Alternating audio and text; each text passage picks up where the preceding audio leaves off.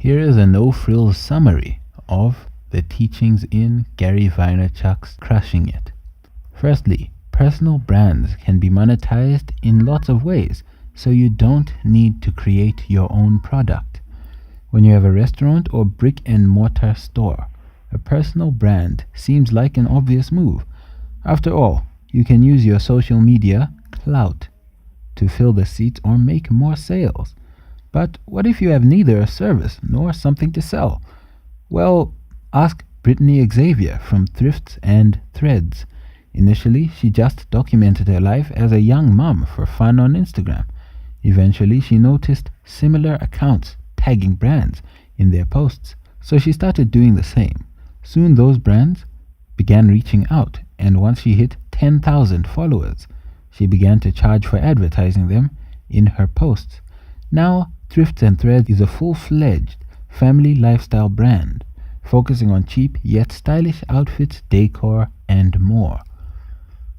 Like a startup, a personal brand doesn't need a business model right from the start. You can figure it out as you go. As long as your content is high quality, the money will inevitably follow. Secondly, Gary has 7 principles he thinks should mark the base of any social media presence. Gary has a few themes, both in business and in life. They've changed little to nothing throughout the years, because they're virtues of who he is as a person. As such, they're a big part of how he's grown his own businesses and personal brand to such massive levels. Here they are. 1. Intent. Good entrepreneurs make lots of money. Great entrepreneurs do it in altruistic ways. People can sense when we use them merely for our personal gains, which is why this approach rarely works in the long term. 2. Authenticity. Similar to intent, me posing as a life coach or leadership expert would just come across as cheesy. Be transparent about who you are and where you are in life. You don't have to teach people how to play the guitar. You can just learn it alongside them. 3. Passion. More so than having to be excited about what you want to create or sell or promote, you have to be passionate about life, about giving. Who would you rather hear talk about knitting, video games, or the news, an optimist or a complainer? 4. Patience. Good things always take time.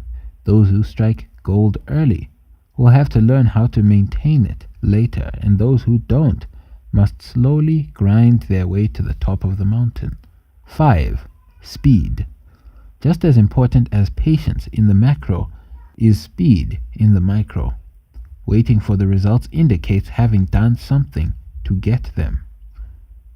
6. Work. It's hard to find somebody who works harder than Gary.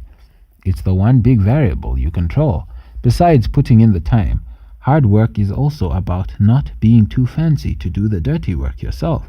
Email people, pick up the phone, send your own tweets. Don't outsource yourself when you are the brand. 7. Attention. What works in an online world changes twice a day. Some of the platforms who used to laugh at traditional media have already become traditional media themselves. Keep your eyes open. Regardless of whether you start a brand or not, if you centered your life around these values, I think that'd make a pretty good life. Instead of worrying about what particular content to create, just document your journey. The part where most people get hung up on, the main reason why they never start creating a personal brand, is that when they sit down to publish, they freeze. What do I talk about? I don't have anything to say. That's because you look at the process like it's an artist's work, but it's not. Originally, no social media platform, not Facebook, not Twitter, not even Instagram, was built to share a stylized highlight reel of your life. They were always meant to just live your life, but do it online. So instead of handcrafting each post, just start by documenting what you do anyway. Record yourself practicing soccer tricks, tweet your thoughts about a book, or post old family photos. Gary, for example, runs a multi-million-dollar business. As a CEO, he's always in meetings or traveling around. That's why he hired videographer D-Rock to follow him around all day, and then has a team of people who use that video content to create YouTube videos, quote pictures, blog articles, podcasts, and more. Most of us can't afford that, but we don't need to, because we can just use our phones, document, don't create. He's one part inspiration, one part strategy, and one part tactics. So is this book. It's easy to understand, showcases different social media platforms and how they work, as well as presents lots of examples of people crushing it. Gary recommends this book to the 14-year-old who still has all day to build a social media empire, and the 47-year-old manager who's stuck in a job he doesn't like, and anyone who's scared a few lines on their resume will determine their future.